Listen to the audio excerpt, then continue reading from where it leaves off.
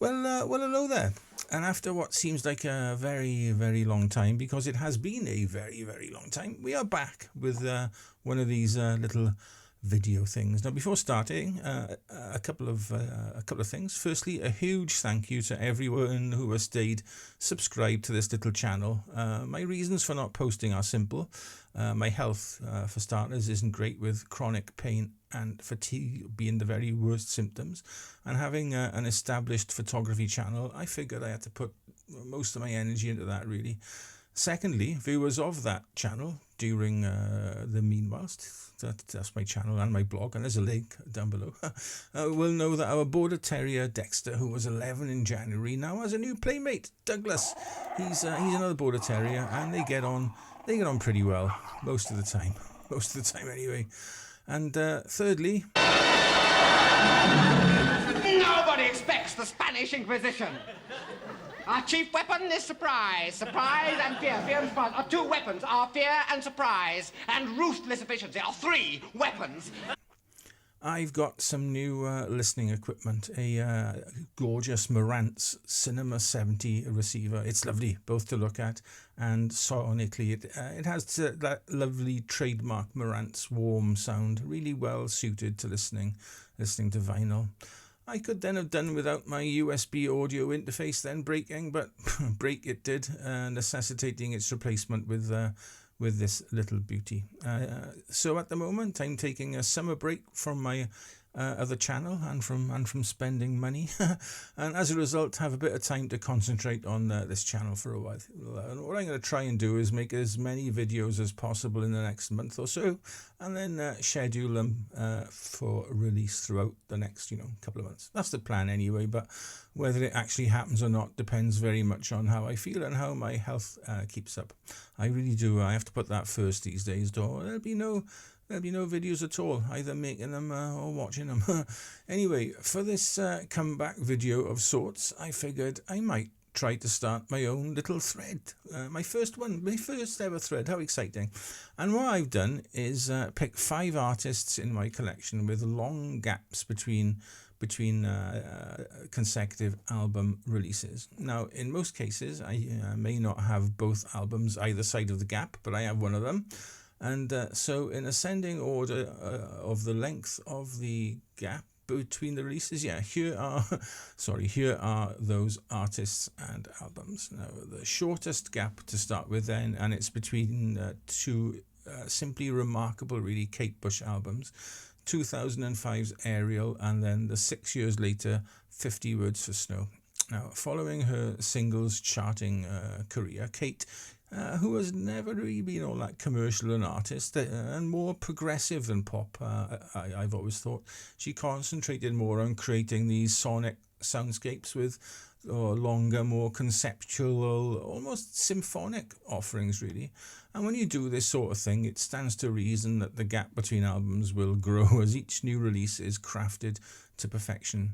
And both of these albums are just that, really. They're perfect and worthy, I think, of serious listening only. Background music, they certainly are not. Anyway, next up comes the second and third solo offerings from Queen drummer Roger Taylor. Now, I no longer have a copy of Strange Frontier released in 1984, but I do have Happiness, the 10-year later comeback album. I also own his debut solo offering, Fun in Space, which I think is his best effort, really.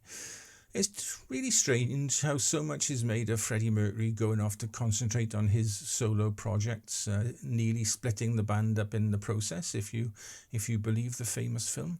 But it was Roger Taylor who first made a solo album away from Queen with the aforementioned Fun in Space. So there, fun fact. And another fun fact is that away from Queen, he also had a side project in the shape of a band called The Cross.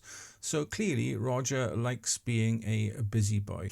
Now, I've got a couple of The Cross albums and actually saw them live back in the late 1980s or early 1990s. My memory is hazy, but Roger sang and played guitar in that band.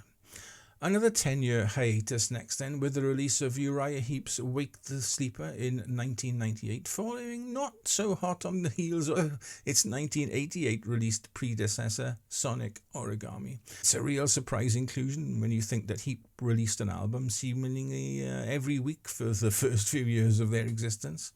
Obviously, the album's title is a play on the fact that it took so long to make and release this album. It saw the first appearance in Heep of Russell Gilbrook on drums, who replaced Lee Kerslake, and marked the last but one album of the late great Trevor Bolder. Now, I'm not overly familiar with this era of Heep, as I'm a David Byron fan at heart, and I haven't listened to this album in years. I can only apologise. And talking of huge gaps, I've seen Heep twice, in 1980 on their Conquest tour, and then in 2022, 42 years later, on their what's it called, Lockdown to Rockdown tour. Anyway, my next choice sees a 19-year delay. See, they are going up. Between solo releases of Iron Maiden frontman Bruce Dickinson. Now, I bought the very first Bruce Dickinson solo effort, Tattooed Millionaire, on a thing called a cassette. Way back when in 1990. And I also bought his very last release, the double album that is the Mandrake Project. Now, researching this video, I was surprised to discover that he actually released a further 5 solo albums at fairly regular intervals, up to and including the predecessor to the Mandrake Project, Tyranny of Souls, in 2005. Now, I've only had a chance to listen to this latest album once since getting it earlier this year, but I had a feeling it was a better listen than some of the latest Iron Maiden releases. Don't shoot me, it's just an opinion, and I haven't owned an Iron Maiden album since Peace of Mind came out. As an aside, I was lucky enough to see the Paul Di'Anno and Clive Burr era of Maiden when they played my hometown here in Swansea back in 1980. Bruce then actually brought the Mandrake tour here last year, but I didn't get a chance to see that show. Lastly, we have the almighty gap of 52 years, believe it or not, between the release of the last Alice Cooper Band album and the double album release that is The Revenge of Alice Cooper, with all its B-movie artwork inspired loveliness. I got mine on yellow vinyl as well. Oh, greeny, limey, yellow, greeny vinyl anyway. Sick, I think. Vomit coloured vinyl. There we are. Now, I used to have a sizable collection of Alice Cooper albums, both band and eponymous releases, but now I only have an original copy of School's Out, complete with fold-out desk and paper pants, and a reissue of $1 Billion Babies to my name. So the addition of this album increased it to my Alice Cooper collection by a massive 50%. Now, I was really lucky enough to see Alice twice in his peak in the late 1980s. What a couple of shows. They were at the Birmingham NEC, 2 separate tours, I think, 1988 and 1990 maybe, something like that. Anyway, he's played at the arena here in Swansea a couple of times too, once with his band and then with the Hollywood Vampires. I didn't get to see either. My health precluding that, unfortunately.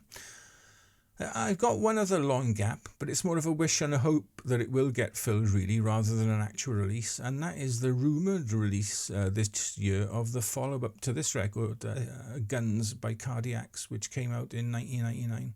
Please, everyone at the Alphabet Business Concern, get this album, which I believe is called LSD, finished and released soon. All us Cardiac fans are craving something new.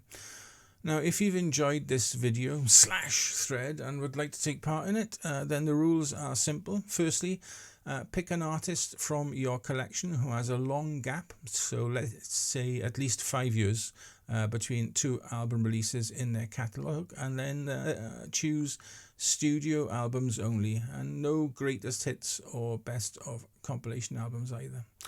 Like me, you only need to have one of the albums either side of the gap, but if you've got both to show, obviously that's better. So give it a go and tag me in so I can see your responses. I'm aiming for 5 to 10, and if I can get that many, I'll be well chuffed. Anyway, until next time, when I hope to be looking at my favourite artistic album covers, an idea shamelessly stolen from Steve at A is for Aphex Twin, B is for Bebop Deluxe, and C is for... Well, let's not go there. Until then, though, be nice to each other, okay? That is mandatory. Ta-ra.